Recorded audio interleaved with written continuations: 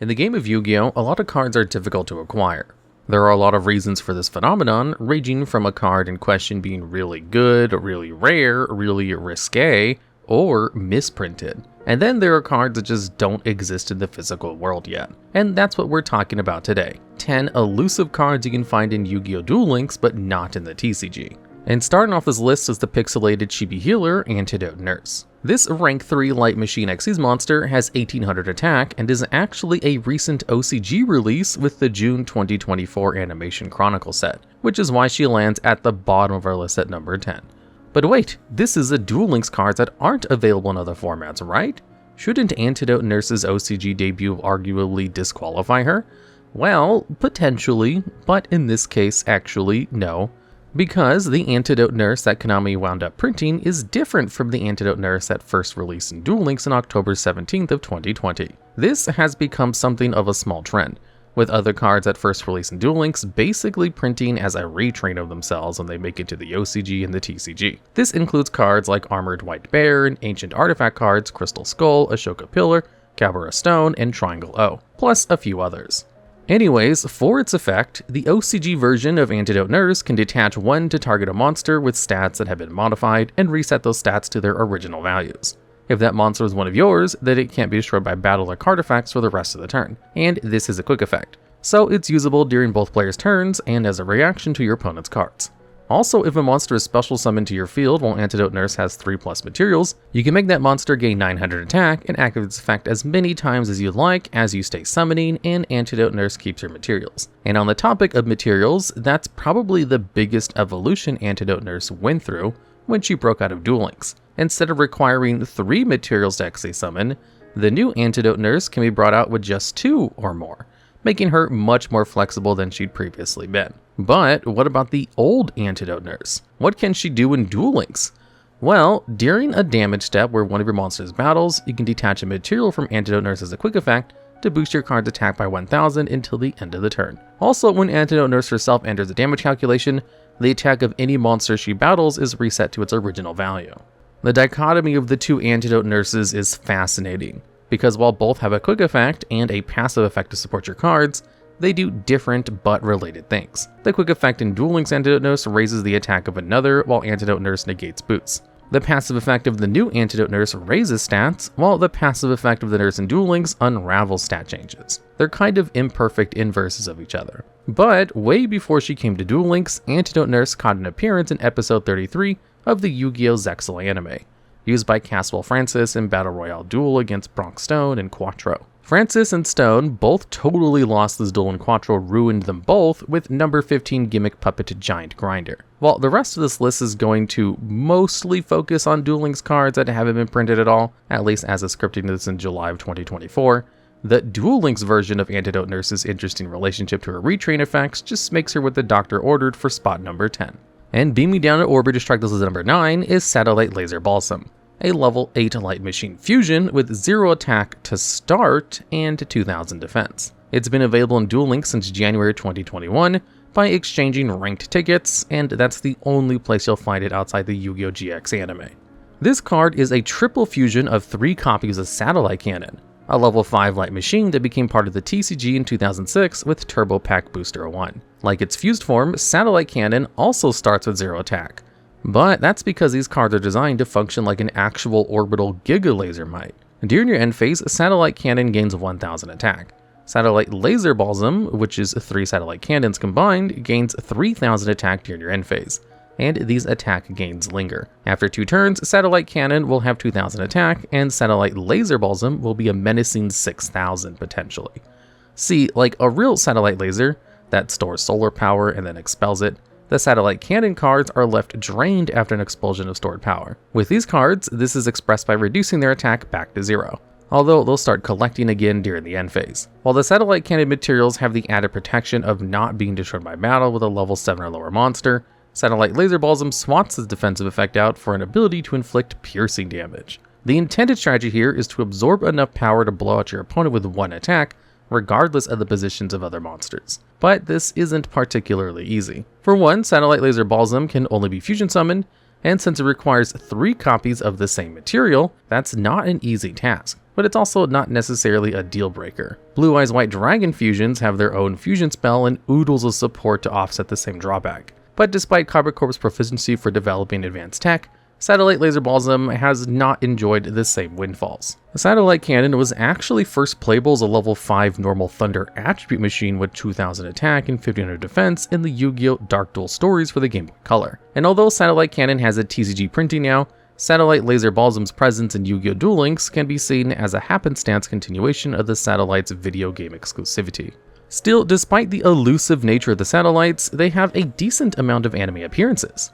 Satellite Cannon appears in both the Yu-Gi-Oh! Duel Monsters and Yu-Gi-Oh! GX, with Letcher using it against Edo Kaiba in episode Duel Monsters 108, and Prince Ojin using it against Satoru's Kumar in episode GX 84, and Jaden Yuki in episode 99. Satellite Laser Balsam only has 1 appearance from Prince Ojin's duel against Jaden, but having a souped-up new satellite didn't help much, as Ojin's second loss brought the record of satellite duelists in the anime to consistent, if not impressive, 0-3. While Satellite Laser Balsam couldn't even be said to orbit the outskirts of the Duel Links competitive scene, one decklist has managed to make it to King of Games. Duelist Garfield Koff logged Satellite Laser Balsam as part of their decklist from August 8th, 2022. Of course, they're running a Mayo Senju deck with extra spots given to hand traps like Kiteroid and White Princess, plus consistency cards like Spellbook of Knowledge, Spellbook Magician, and Spellbook of Secrets.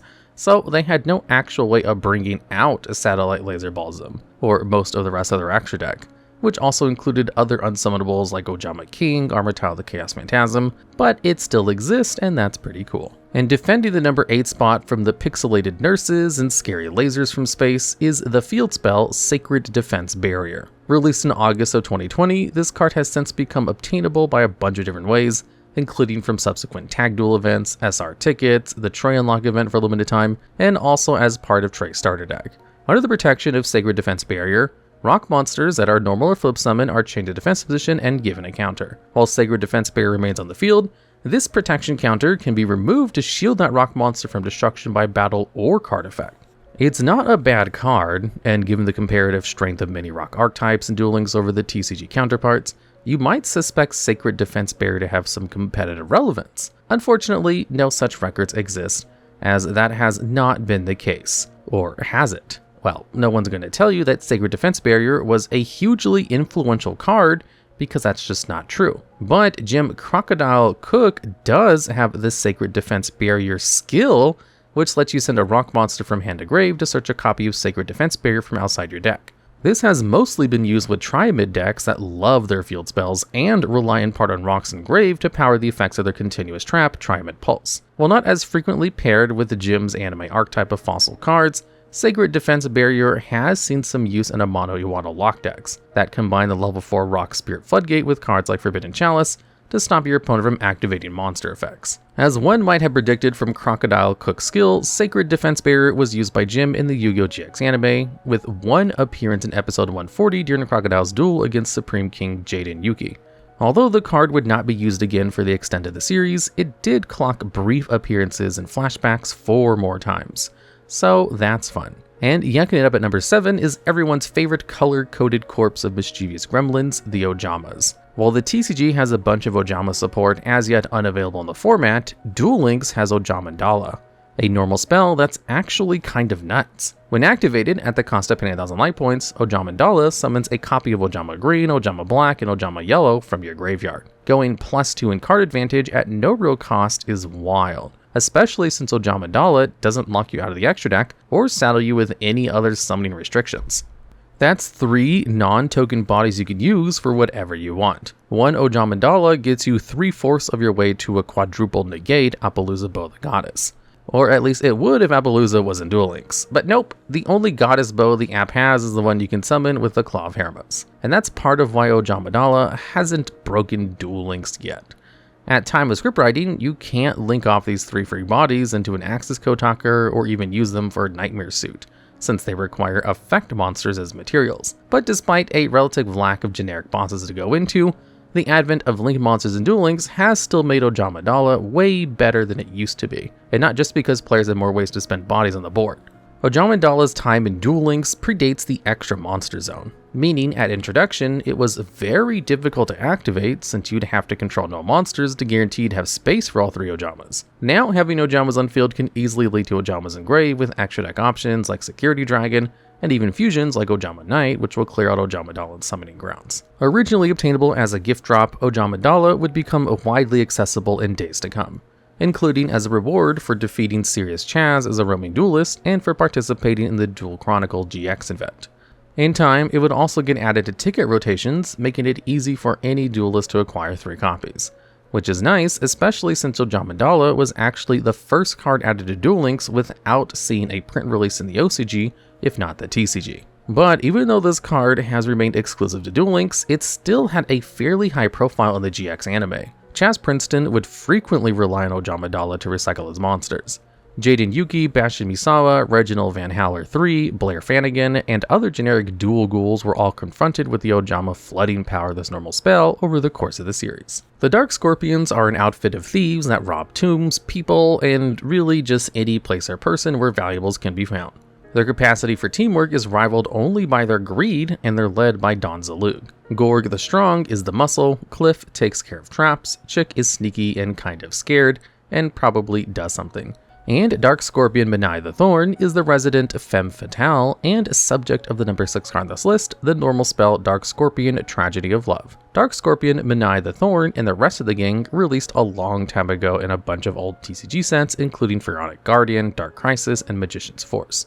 To reflect the varied skill set of their gang and many tools of thieves, the Dark Scorpion gimmick is having 2 effects to choose between after they inflict damage to your opponent. The first effect typically involves some kind of removal, with Chick the Yellow able to bounce targets back to the hand, and Gorg the Strong being able to shuffle a monster back into the deck, for example. The trend for the second effect is deck destruction, with the various Scorpions able to mill cards off the top of your opponent's deck, except for Chick, who can look at the top card and either put it back or tuck it away at the bottom. Menai the Thorn is the Dark Scorpion exception, in that her effect revolves around searching other Dark Scorpion cards in the deck, or recurring them from the graveyard. Interestingly, Don Zalug, the Dark Scorpion Kingpin, cannot be searched by Menai the Thorn, since he doesn't have Dark Scorpion in his name. Now, onto the spell that's not in the TCG, but is in Duel Links.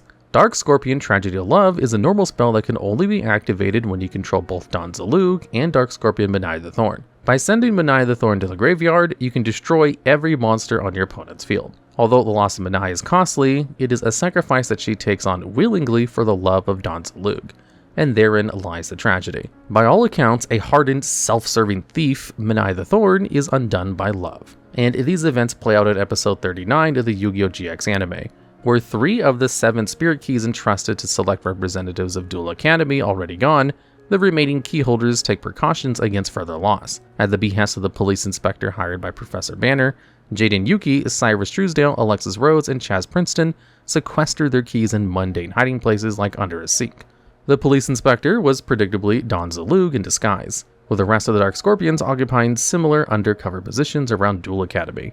The thieves are successful in pilfering the 4 keys, but are unable to actually open the spirit gates, as the keys must be won in duels. Oops. Anyways, Don Zalug duels Chaz, matching the strength of his Dark Scorpion against Chaz's armed dragons and Ojamas. After Chaz activates Ojama Trio to clog Don Zalug's field with Ojama tokens, mustering of the Dark Scorpions is only able to summon 2 thieves from Zalug's hand, himself and Menai. At first reluctant to play Tragedy of Love, Menai encourages Don Zalug to sacrifice her, as it is the only way for them to destroy Chaz's armed dragon level 7. After Menai's tragic demise, Zalug attacks Chaz directly, using his effect to force Chaz to discard. Unfortunately for the Dark Scorpions, this lets Chaz discard Oja Magic to add 3 Ojamas to his hand. 1 Polymerization and 1 Ojama King later, Don Zalug loses the duel, fading from the physical world. While this might seem like a downer ending, it's actually not so bad for everyone except Chaz, who can see dual monster spirits, and is later himself seen putting in earplugs to block out the sound of the Dark Scorpion spirits partying with his deck's other monster souls in his dorm room. There's not really much to say about Dark Scorpion Tragedy of Love beyond its appearance in the anime.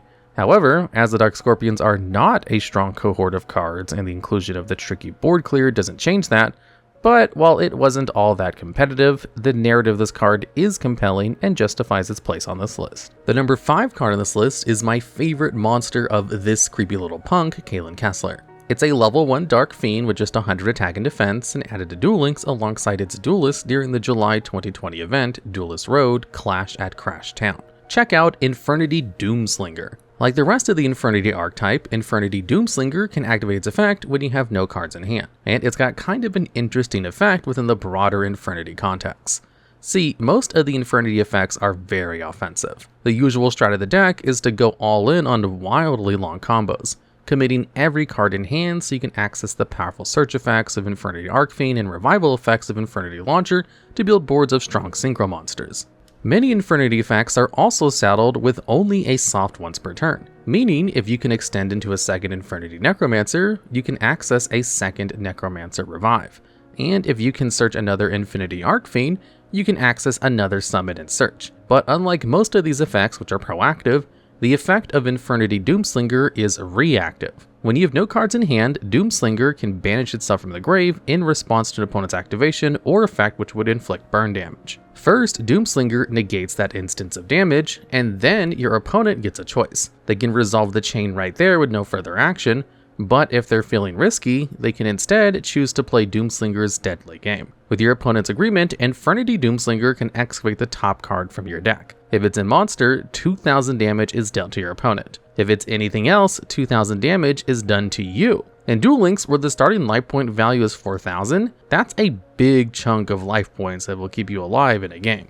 While this effect isn't strong in a competitive sense, being that it both relies on your opponent running a specific type of strategy and actually agreeing to resolve an effect that might finish them, it is a very unique effect that plays into the Infernity narrative in an intriguing way. Since Infernities are all about diving your opponent with reckless and even self-destructive abandon, Doomslinger is a perfect thematic defensive tech. A disruption to stop your opponent's play with the potential of ending the duel for you both, but only if your opponent is as much of a risk fiend as you are. Infernity Doomslinger's one anime appearance comes from episode 91 of Yu-Gi-Oh 5Ds during a showdown between Lawton and the team of Callan Kessler and Yusei Photo. We've seen Lawton enact devious Gatling Ogre FTK in an earlier episode against Radley, outfit leader of the rabble-rousing Radley bunch. Per the rules of Crashtown, when you lose a duel, you're sent to the mines where you'll perform hard labor harvesting the mineral dine, desired by the elites of New Domino City for use in their duel runners. This means that after Lawton blows Radley away by summoning Gatling Ogre turn 1, setting 5, and then activating Gatling Ogre's effect to send his set back row to the grave for 800 damage per card, Lawton is in full control of the town. Or he would be if not for Callan Kessler and Yusei Photo. Originally disappearing to Crashtown to duel himself into an early grave, Callan is trying to satisfy his need to be punished for his role in almost causing the end of the world as a Dark Signer by adopting dangerous cards that hurt him as well as their opponent, like Doomslinger and Infernity Randomizer. The effect of Infernity Doomslinger takes inspiration from the game Russian Roulette, a fatal game in which participants load a 6-shot revolver with 1 bullet and spin the chamber before firing the weapon into their own head. The weapon will either click empty, or if the player is unlucky, bring the game to an instant end in 1 explosive second. If that seems a little edgy for Yu-Gi-Oh, well, that's just Yu-Gi-Oh 5Ds. We're tackling class inequality, exploitation of the environment, and apocalyptic doomerisms. And just wait until you watch Season 0. Anyway, a funny reference to Callan Kessler's Cavalier anti-heroism is the line he says when activating Infernity Doomslinger. I've honestly forgotten how many monster cards I have in my deck. This is both a reference to the movie Dirty Harry and an encapsulation of how desperate Callan has become. In their tag duel against Lawton, who agrees to take on both duelists in exchange for starting with 10 cards in his hand, Callan is able to counter the Corrupt Lawman's FTK by discarding his own hand to activate Infernity 0, a card that can special summon itself from the hand when its duelist's life points drop to 0, and this sets a new win condition for your opponent. Destroy Infernity 0. Unable to be removed by battle, Infernity 0 instead gains a doom counter for every increment of 500 damage Callan takes, and will blow itself up after accumulating 3 counters. Unperturbed, Lawton goes for his FTK a second time, using the extra cards he was given at start to attempt to destroy Infernity 0 and Callan, but discarded to survive the last salvo was Infernity Doomslinger. It's important to note that in the anime, Doomslinger's effect is slightly different, instead dealing damage in an amount equal to the sum of all the effect damage that the player has already taken, and would have taken that turn. That's kind of convoluted, but it basically means that instead of dealing 2,000, Doomslinger's roulette effect would inflict 4,800 to either Callan or Lawton. Cowed by Kalen's lack of fear, Lawton chooses not to spin the roulette, triggering Doomslinger's other effect to confer effect damage immunity to Kalen for the rest of the turn. But this would not be Doomslinger's final appearance. Later, after a bunch of hijinks, Kalen and Lawton continue their duel sans Yusei. Toward the close, Kalen would again load an Infernity Doomslinger in grave with the effect of Blast Cartridge, a spell that mills 4, draws 1, and then places itself at the top of the deck. When it's drawn, after being so placed, Blast Cartridge will send itself to the graveyard. But the confirmed presence of a spell in the top deck spot makes Lawton confident enough to play Kalen's deadly Doomslinger game. But before activating Doomslinger's effect, Kalen first uses his Infernity Climber to replace Blaster Cartridge, stacking the roulette against Lawton, and ultimately winning the duel in a good Desperado fashion. Doomslinger will probably never be good, at least without a Duel Links skill or something to force your opponent's hand and play the excavation game. But it is a fascinating effect with an impactful anime appearance, and for that it gets number 5 spot on our list. For number 4, we've got an entire archetype of cards you'll find in Duel Links and in the Yu-Gi-Oh! Zexal anime, but not the TCG or OCG. It's the Stray Cat Girls, including Stray Cat, Monster Cat, Cat Girl, Stray Cat Girl, Cat Girl Magician, Cat World, and Inviting Cat. Cat Girl and Stray Cat Girl first released as exchange options for ranked tickets in April 29th of 2021, after Cat Girl Magician was added 2 days earlier as a reward for the Duelist Road Zexal event. Stray Cat and Monster Cat would enter the ranked ticket pool in June 30th of 2021, with Inviting Cat available in the same way starting July 31st of the same year. Much later on in January 31st of 2023, Cat World would also become exchangeable with the ranked ticket rewards. This archetype has 2 big plays, and they revolve around Monster Cat and Cat Girl Magician. Monster Cat is a level 1 Dark Beast that can be summoned from hand, deck, or graveyard when Stray Cat is destroyed by battle. When Monster Cat arrives on the field this way, it destroys as many of your opponent's low-level monsters as possible, inflicting 400 damage for each. Cat Girl Magician is a light rank 4 XC spellcaster with generic overlay requirements that can detach 1 material during the battle phase to have its attack from 2000 to 1000 in exchange for being able to attack directly. While both of these effects are unlikely to finish off your opponent in 1 turn, the field spell Cat World gives these cards a little more kick by effectively doubling the attack of Stray Cat and Cat Girl monsters. While this won't do much for Monster Cat with its 0 attack and defense, making Cat Girl Magician a generic rank 4 with 4000 attack and the ability to directly attack for 2000 isn't half bad. Still, while their combos might be dwarfed by their cuteness, these Duel Links exclusive kitties have an impressive amount of searchability. The normal spell, Inviting Cat, adds a Cat Girl or Stray Cat monster from deck to hand with no restrictions, meaning you can play more than 1 in a turn. Cat Girl is a level 4 Earth Beast with 1200 attack and 1600 defense, and is often your go-to normal summon, since it can special summon Stray Cat Girl from hand or graveyard at the cost of locking you out of special summoned monsters with more than 2000 attack. Stray Cat Girl is another level 4 Earth Beast with 600 attack and 1500 defense. It can't be destroyed by battle while in attack mode, and contribute a level 1 beast monster when your opponent attacks to special summon itself from hand. The intended combo for this is probably with Monster Cat, which has no innate protection for itself, but meets Stray Cat Girl's effect criteria, and also has the ability to add a Stray Cat or Stray Cat Girl from graveyard to hand, lining up for Stray Cat Girl's battle phase effect.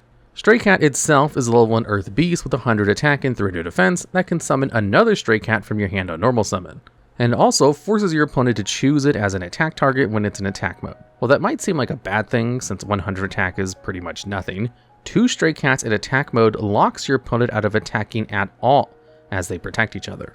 Sadly, no one's taken home a King of Games title with the Stray Cat Girls today, but that doesn't mean no one ever will. This is a call to action to all Duel Links Cat Girls. Let this video be your kitty sleeper agent activation. It's time to duel. Turning things upside down at number 3 is Arcana Force 12, the Hangman. This level 6 light fairy has 2200 attack and defense and occupies a somewhat bizarre role in the Arcana Force hierarchy. The Arcana Force monsters were used by Satoru's Kumar in the Yu-Gi-Oh GX anime and take inspiration from the Major Arcana, which are the first 22 cards in the standard Tarot deck. Number 1 to 21, these are thought to be the most influential cards, and the Hangman is number 12. And just to clarify, the Fool is part of the Major Arcana, though it is typically left unnumbered, justifying its spot as Arcana Force 0. Arcana Force 12 the Hangman and Arcana Force 0 the Fool actually have some shared characteristics in that both subvert the expectations of the Arcana Force archetype effect. Every Arcana Force monster flips a coin on summon, and most use the result of this coin flip to resolve a good or bad effect, with heads helping the Arcana Force player and tails hurting.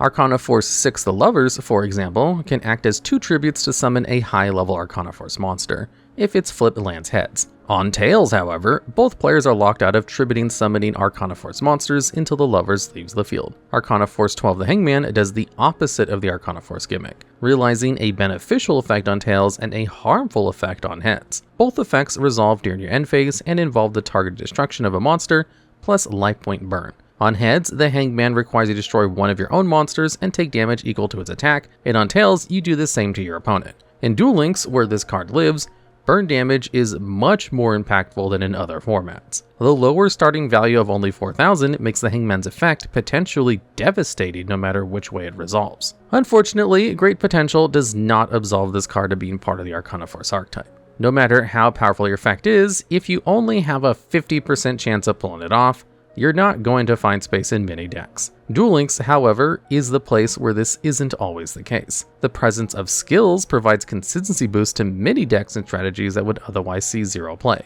and this includes coin flip decks. Satoru's Kumar, the Arcana Force duelist, has a skill to buff both coin flips in general and Arcana Force cards specifically. The Light Barrier skill sets a copy of Light Barrier at the start of your turn, and the Reversal of Fate skill lets you swap the effect of an activated Arcana Force monster you control. While both of these skills do a lot to make Arcana Force decks loosely playable, if not good, the Satorius skill Right Side Up is generally a more impactful choice for modifying your scary light fairies. This skill removes the chance element altogether to just let all Arcana Force monsters keep their heads effect. But while this is good for most of the lineup, this does not benefit the Hangman or the Fool, who both have positive tails effects and negative heads effects. Satoru's Kumar's Master of Destiny skill made a few coin flip decks viable, although none of them were Arcana Force strategies. Instead, this skill is mostly used with Desperado Barrel Dragon, Dark Machine decks, and Nurse Burn decks, the latter of which was so good that Dark Lord Nurse Rafikiel and Bad Reaction Samochi both got super banned out of existence.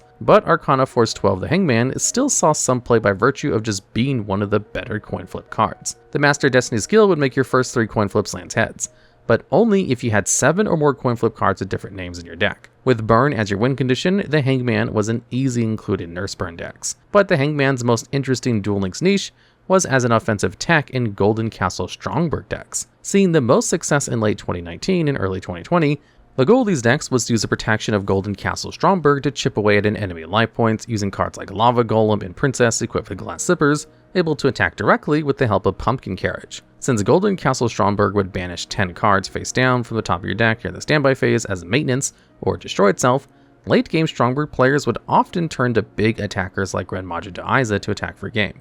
But another option was to tribute for the Hangman and use the Reversal of Fate skill to ensure you'd be able to pull off the burn in the end phase. Although this strategy has dipped in relevance in recent years, games go fast and the Hangman of the Golden Castle will still get you if you're not prepared for it. The Hangman's one major anime appearance was in episode 61 when Satoru's Kumar used it in a duel against Chaz Princeton, where it both burned Chaz's life points and played with his head. While initially opposed to Kumar's Society of Light, Chaz would eventually succumb to Satoru's mind manipulators, having his position reversed by the Hangman when he admitted that he still craved victory over Jade and Yuki, something the Society of Light could give him another chance to accomplish. And burning up at number 2 is the continuous spell Volcanic Wall. It's one of the more exclusive cards in Duel Links with only 1 copy available to players since it was added as Alex Brody's level 45 reward on December 5th of 2020. That 1 copy has seen considerable play in a wide array of decks over the years, including Witchcrafters, Shiranui, and Sky Strikers, amongst many others. And that's just the 1. If more copies of Volcanic Wall were available, more copies would be played. Let's look at its effect and see why. On activation, Volcanic Wall has no effect, but once per turn you can activate a face-up Volcanic Wall to send the top 3 cards of your deck to the graveyard, inflict 250 damage for each pyro monster milled by this effect. You'll have to give up your battle phase to access this mill, but since their penalties don't stack, if you had 1 more copy of Volcanic Wall, you could mill up to 9 cards for the same cost as milling 3. Although this card is intended for use in the Volcanic archetype, which revolves around slowly burning your opponent to death while you're not multi-attacking with Volcanic Doomfire, which is also the monster depicted in Volcanic Wall's art, its applications as a repeatable mill that goes neutral and card advantage gives it a ton of generic viability. Volcanic Wall did appear in Season 4 of Yu-Gi-Oh! GX, where it was used by Truman,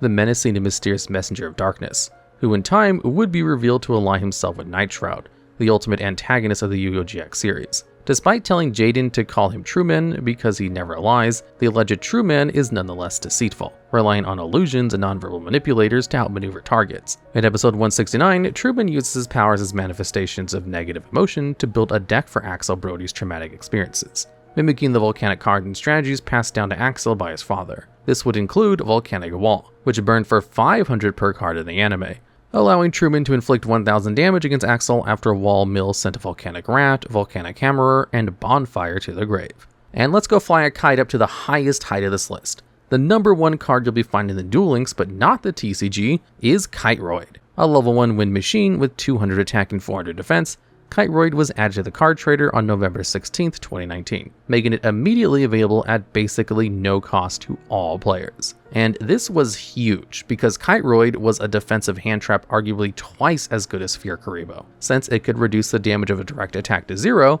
and do it twice, once by discarding from hand and again by banishing itself from the grave. Opening Kiteroid pretty much guaranteed you'd see another turn, and probably 2, with very few Duel Links strategies able to muster the offensive line to attack through a Kiteroid for game. Very quickly, Kiteroid found a seemingly permanent spot on the Duel Links ban list. Its semi-limited designation means that Kiteroid jostles with other defensive staples like Rainbow Life and Hololight Barrier for deck space, and even compete with enemy controller for a long time until the quick play spell lost the semi from its limit. Compared with Rainbow Life and Hololight Barrier, Kiteroid is the more flexible generic choice. Its ability to activate at no cost from the hand is leaps and miles ahead of those other 2 limit options, which are both traps that require a discard. Plus, Kiteroid is even searchable by Gear Gigant X, giving extra viability in decks with level 4 machines, including the massively powerful Gandora strategy, that would often dedicate its normal summon to silver or gold gadget, which would be able to summon another gadget and overlay into a rank 4. Kiteroid has 2 anime appearances in episode 143 and episode 164 of the Yu-Gi-Oh GX anime. The first appearance actually wasn't part of a duel. Kiteroid was used as a vehicle by Cyrus Truesdale, who needed to traverse the dual monster world and get to the Supreme King's castle. In its second appearance, Cyrus would mill a copy of Kiteroid with Powerwall during his duel against Makoto Inasume. Later, Kiteroid would nullify the damage of a direct attack by Makoto's Jinzo Lord by banishing itself from the graveyard. There's not a single deck in Duel Links that doesn't benefit from a Kiteroid or 2, if they can afford to commit their semi-loaded spots to a generic staple. Ever since it was added, Kiteroid was immediately and has always been a defining card of Duel Links as a whole. It's arguably the most impactful card in the app, and can only be found there, and for that reason, easily gets the number 1 spot on this list. Alright, and that's the list. There are more cards exclusive to Yu-Gi-Oh! Duel Links than you might think, so if I missed your favorite, sound it off in the comments. Also, if you have ideas for more videos like this one, let us know down in the comments below.